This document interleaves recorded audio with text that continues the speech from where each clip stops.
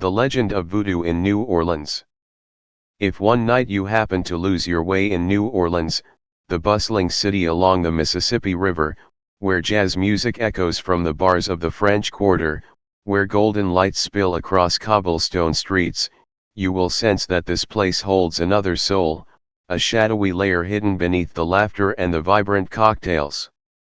People call New Orleans the city of Mardi Gras, of unrestrained freedom, of music that never sleeps. But behind that dazzling curtain lies another world, mystical, haunting, and full of power, the world of voodoo. Perhaps nowhere else in America has voodoo seeped so deeply into history, culture, and legend.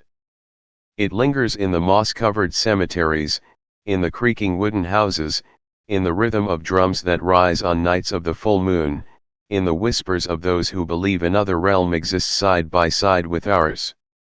Voodoo in New Orleans is not just a tourist tale meant to give strangers a shiver. It is memory, it is breath, it is the survival of a people once oppressed. It is the sacred faith of those who carried the pain of slavery yet preserved the strength of their ancestors. And to understand voodoo, we must journey back across the ocean. The roots of voodoo lie in West Africa, where the Yoruba and Fon peoples believed the human world and the spirit world constantly intertwined.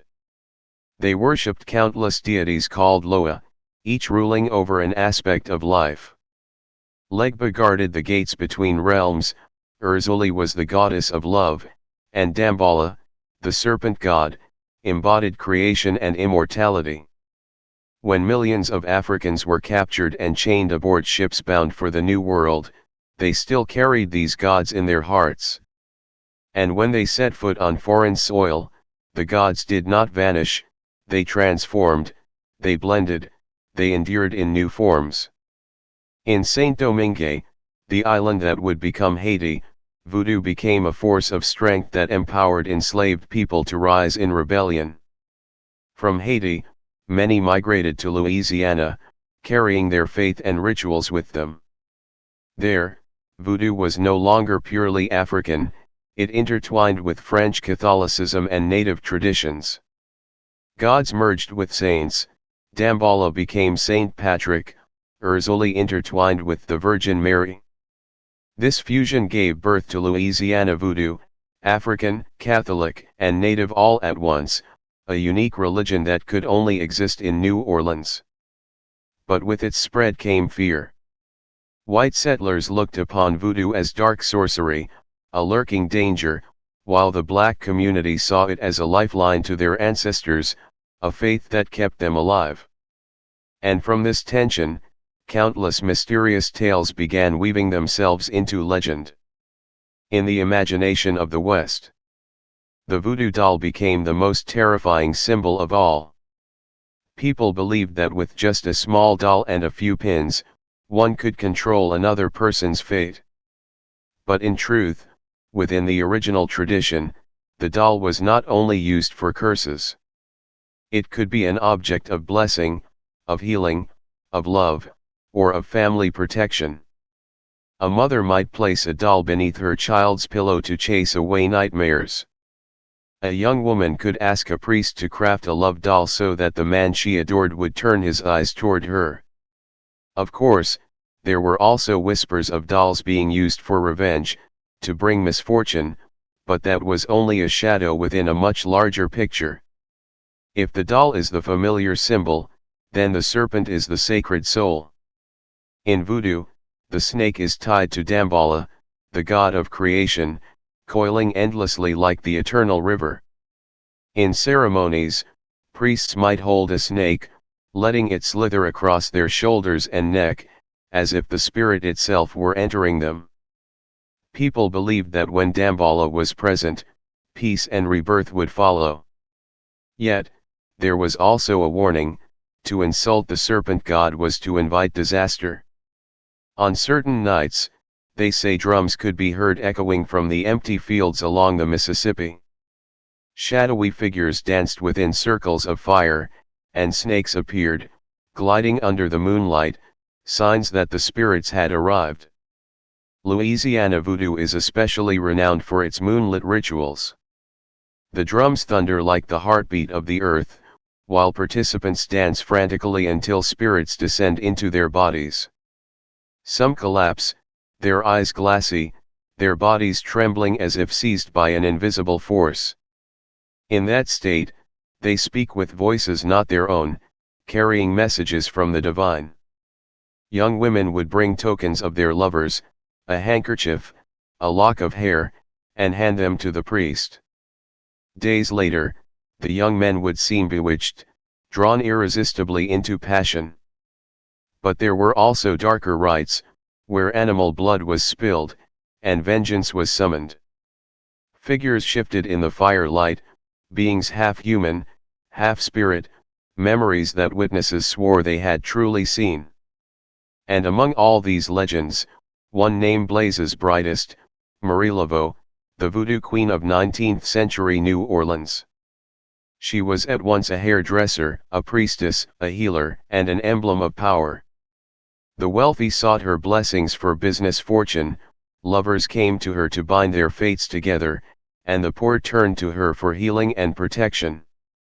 She became both revered and feared. Even today, her tomb at St. Louis Cemetery No. 1 remains a site of pilgrimage, where visitors mark 3 X's upon her stone to make a wish. Some tourists. Some even swear they have seen the figure of a woman in a white dress, her head wrapped in a scarf, gliding silently through the cemetery, the spirit of Marie Laveau, still ruling over voodoo from the world beyond. Beyond Marie Laveau, there was also Dr. John, the swamp sorcerer, famed for his charms and gambling talismans. It was said he could command snakes, summon rain, and even foretell destiny. Figures like him, and the nameless priestesses who worked in secrecy, stand as proof that voodoo was never a mere illusion.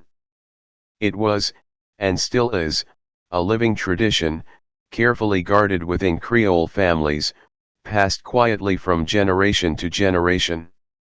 Voodoo did not exist only in rituals. It wove itself into everyday life. A small charm tucked into a pocket to ward off misfortune. A bundle of herbs beneath a child's pillow to chase away nightmares. A gambler's amulet before entering the gaming table. And great gatherings like St. John's Eve, when hundreds would assemble by the riverbanks, dancing, lighting candles, and offering gifts, so that the spirits might bless and protect the entire city. But as the 20th century dawned, voodoo was no longer hidden. It stepped into the light, becoming a source of inspiration for popular culture. Movies, novels, and songs painted images of dolls, rituals, and spells. Hollywood emphasized the sinister, shaping voodoo into black magic in the public imagination, a distortion that led to many misunderstandings. Yet, at the same time, this very portrayal gave voodoo a strange allure, turning it into a magnet for travelers, a defining mark of New Orleans' identity. Today, on Bourbon Street, you can easily find shops selling voodoo dolls, charms, and oils. There are even voodoo tours guiding visitors through cemeteries, past Marie Laveau's home, and into the old houses where, they say, ceremonies once took place. Of course, for true practitioners, this transformation carries a bitter taste. For them, voodoo is not a tourist attraction. It is a sacred belief, a lifeline to their ancestors, a wellspring of strength in times of oppression. Voodoo teaches that everything carries a spirit: the stone, the tree, the river. It teaches that ancestors still watch, still protect their children. And no matter how outsiders misunderstand it, voodoo lives on, like an underground current that can never be erased. Countless anecdotes are told. Some speak of a man who sought a priest's help to bind his lover to return, and though it worked, that forced love soon descended into tragedy. Others whisper of curses, strange illnesses that felt like invisible needles piercing the body day after day, and someone swore they had seen a doll stuck with pins, sealed inside a circle of salt. Whether true or not, these stories only deepen the mystery surrounding voodoo. Today, when you walk into New Orleans, you cannot escape the presence of voodoo. It lives in the shops filled with dolls and charms, in the cemetery tours, in the storytelling performances. But if you listen more closely, beyond the surface of commerce, you will find that voodoo still breathes in the daily life of the community. The elders still keep the rituals, still light candles, still pray with the old whispered words. And those whispers continue to echo across generations. Imagine a rainy night, standing in the old St. Louis cemetery. Lightning flashes, illuminating moss-covered tombs. You hear the wind howl, and then, the beating of drums from afar. You cannot be certain whether it is jazz music or the rhythm of voodoo. You catch the flicker of a candle at the end of the path, a shadow moving in the distance. And in that moment, you realize that voodoo has never vanished. It is still here, alive in New Orleans, like an immortal spirit.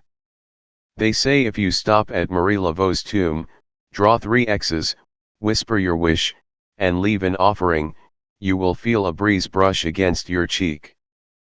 Perhaps it is only the night wind. But perhaps it is an answer from the other side. And if you believe enough, you might hear the whisper, a promise that voodoo is still here, still watching, still protecting, or warning. That is why New Orleans is not only the city of jazz and Mardi Gras. It is also the city of voodoo, of living legends, of mystical rituals, of ghosts whispering in the night. And once you have heard its story, you will never forget it.